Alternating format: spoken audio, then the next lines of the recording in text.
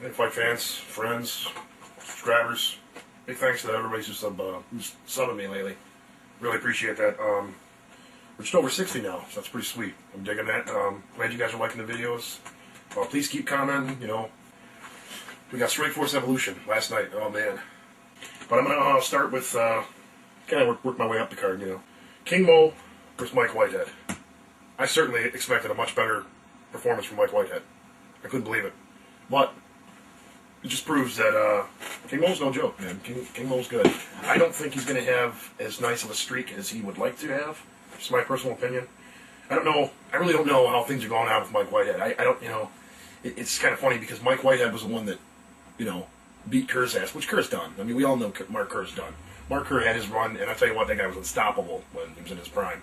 Between Royd rumors and fans of his all know that he was, big time into painkillers. And if you haven't seen the movie, it's called The Smashing Machine. It's a documentary on Mark Kerr. You'll find it on Amazon, eBay, I'm sure. I first found it at just a local video store, man. So they might have it there.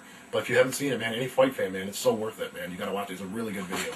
We got to come to the realization. Sometimes it's tough news. We don't like to hear that our favorite fighters are just on that road. On that road to pretty much the end. So, and then here we go. I think it's the very next fight after, which is King Mo. King Mo takes out Kerr with ease. You know what I mean? It's just King Mo's majorly on his way up. He might do really good for a little while, but he's gonna have a loss. You know what I mean? I don't know how good he is in wrestling. You know what I mean? I don't think his wrestling has really been tested very much. I don't think his submission defense has been tested very much. So that's a lot of factors we got to look at. But nonetheless, King Mo has done really, really well. But King Mo came in with Mike Whitehead, and simple dismantle. I mean, he just dismantled Mike Whitehead, finished him up, done. Quick, very quick first round knockout. So, Ronaldo Souza versus Matt Lindland. I expected a much better fight from Matt Lindland. I think Matt Lindland is kind of battling. You know what I mean? Kind of battling his way out. Because I believe he's coming off a loss from Vitor Belfort. Vitor Belfort just knocked him out. Really good wrestler and awesome at submissions. Never been a real punch oriented guy. That's never been his game. I mean, he's a decent puncher, but it's not his forte. So he gets in there with Ronaldo Souza, and it's just, just submitted him quickly. It wasn't no real battle. Round one submission. Good fight. A good showing, I should say. It wasn't much of a fight. But moving on to Gilbert Melendez versus Josh Thompson. That was a good battle. I would say Gilbert kind of had the upper hand the whole fight. I would say, fair to say that.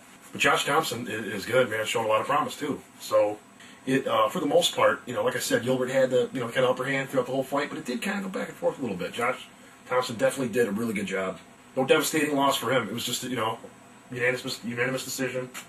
I'm extremely tired today. I feel like I'm doing a completely shitty blog, but I'm probably not. I don't know. I'm my own worst critic. Anyway, moving on to the main event. This one I was really waiting for. Like I said, I've always been at Scott Smith's corner. I've always liked the guy. If you don't know of the fight, this is a good example of how Scott Smith's career has gone. Plus last night. If you look up a fight, it's in UFC. He had a run in UFC a couple years ago. That's when I really first learned of him. Predominantly, I'm better at really explaining UFC and Strikeforce. I know them. The best of my knowledge is with them. You know what I mean? Like I said, a lot of information to learn, man. I'm still trying to learn, Sengoku and Dream and a couple other smaller ones. But Scott Smith gets in with Pete Sell, like I said, back in UFC. Back and forth battle throughout the whole fight. I think it was in the middle of the third round. Pete Sell landed a really just a wicked rib kick, and sent Scott's hunched over, and Pete Sell saw it. He comes flying in, goes to hit him. Scott totally catches him on the way in with an uppercut. And puts Pete Sell on his back, knocked out, just damn near cold. You know what I mean? He's just barely moving. And it's perfect, man. Perfect photo finish knockout, and it was awesome. And that is the way that Scott Smith's career has gone. That guy is like the comeback kid, man. Literally, man. That's what they should call him. Scott, the comeback kid Smith. That's a cheesy name, but Hands of Steel is a lot better name. But it would make sense because that's the kind of career he's had. So coming in against Cung Lee. It's kind of understandable why the fight went that way, you know what I mean? Because he's had a whole career of coming back like that, And I gotta say, there's two factors I think that really kind of hurt Cung Lee in this fight. It's ring rust and Scott's ability to kind of wear people out. You know, because Scott, great conditioning. You know, and he really had the ability to kind of get Cung Lee against the fence. You know what I mean? And kind of put his weight on him a little bit and get him tired out. You know, and push him around a little bit. You know what I mean? And Scott said going into this fight, I really have to push the pace. I think Scott really had a hard time doing that. All rounds, round 1, 2, and 3. Scott had a tough time pushing the pace to Cung Lee. Cung Lee caught him numerous times each round with just vicious kicks, man. Spinning back kicks, you know, right to the midsection. It's like Scott he's in great shape, but I mean he's not chiseled and cut like you'd think. Oh my gosh, man, that's the kind of guy that can handle them kind of kicks. He doesn't look like he'd be able to handle them kicks, but he takes them. He took him like a champ, and Cung Lee kept bringing him, man. Kept bringing him, bring kicks and kicks. You know, we had some good punches, you know, here and there. You know, and Scott didn't have a whole lot of an answer. You know, round 1, Scott surely lost that round. Round 2, he lost that round. I mean, he only lost round 1 by a big margin. Round 2, a little bit smaller margin. He started to put some stuff together, and Cung Lee was kind of starting to notice. You'd start to notice a little bit of wear on Cung Lee, you know, from the ring rust, man. It's been a while since he's been in. I think it was like a 9-10 month layoff. Coming to the third round, Cung Lee's got this new, he's like revitalized, you know. Because end of the second round, he kind of started looking like he might get a little winded, you know. And third round comes out hard again, you know, and landed some nasty shots. And Scott, you know, was able to get him on the fence, you know, like he did a little bit more in the second round. Got him on the fence a little bit.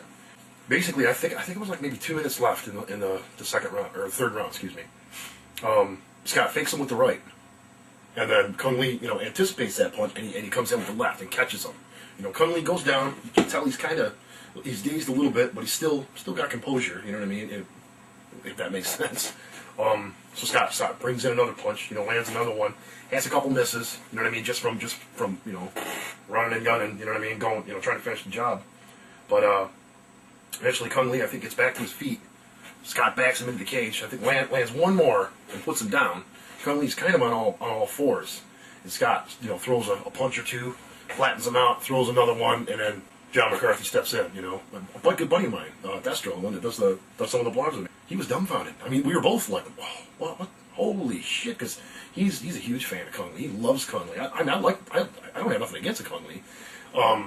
He's just not my, you know, favorite fighter. I mean, I like Cung Lee. I really think that Cung Lee will be fine coming back from this. You know what I mean? He's had a good career. I got into a comment thing with a guy, and the guy mentioned, well, dude, Cung Lee has a 6-0 record in MMA. You know, he kind of pointed out that, you know, he's had a career in kickboxing. Well, what is everybody acting like Scott Smith is gonna have such a hard time with this? You know what I mean? Scott Smith is 16-6 going into this fight. Cung Lee was 6-0. But see, I didn't factor in the fact that he was kickboxing before he got here. I didn't even think of that. You know what I mean? It just didn't even come to me. Scott Smith's for real, man. I mean, really. You know, you can beat the living dog crap out of him, but he's going to stay in with you, and you know, if you make any kind of mistakes, he might catch you, which we saw Saturday. But no diss in Cung Lee, man. Cung Lee will be back. Cung Lee, you know, 6-0. I mean, he's 6-0 for a reason. He's very good. I don't think the 37-year-old. I don't think that's going to be an issue for probably another 3-4 years. I don't think so, man. I don't think age is. I think he's so well conditioned, and just a natural gift. You know what I mean? I don't think this is going to take his career down. I really don't. I think he'll probably retire with more like maybe 11-2 record, or you know what I mean? I could see him easily doing that. There's a lot of people saying, man, you know, age is catching up to him. No, it's not age. I don't think it's age yet. Really, I don't. I think it's ring rust, man. He had way too much time off. You know, even Rampage when he went and did the show, and him opposite Forrest Griffin.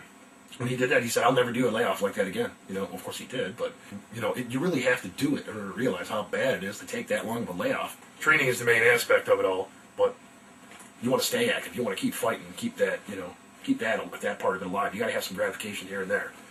But overall, it was a good night, man. Really good night. I was celebrating for Scott Smith. Like I said, no dissing for Cung Lee. Cung Lee will be back. I think Cung Lee's great. You know, and I could have gone either way. If Cung Lee would have won, good for him, man. Good for him. 7-0, you know, it would have been great.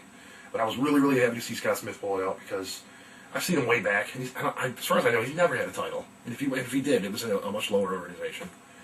So seeing him get that payoff finally is nice. Chime in, tell me what you think. Hit the subscribe button. And thanks a lot. Thanks for tuning in, man. We'll see you.